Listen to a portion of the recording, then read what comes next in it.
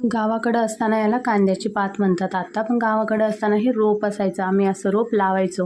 आणि आता काय हे रोपाची पात खावा लागती. खूप मिस करतो. काय म्हणतात ना की जेव्हा असतं तेव्हा त्याची किंमत कळत नाही. आता विकत आणून खातोय.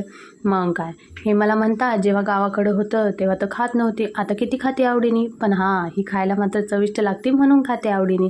मग काय घेतली पूर्ण कापून 2 पाण्याने धुवून घेतली. 2 पाण्याने धुवून घेतली कारण याचा वास येतो कांद्याचा. मग 2 पाण्याने धुवून झाल्यानंतर मग तेल टाकलं, जिरी टाकली, मोहरी टाकली. त्यानंतर वाटलेलं वाटण टाकलं. वाटताना त्यात मी लसूण जास्त आणि थोडीशी हिरवी मिरची घातली होती. त्यानंतर जे आपण कांद्याची पात चिरली होती ती टाकून घ्यायची. नंतर मी टाकली होती मठाची डाळ भिजायला.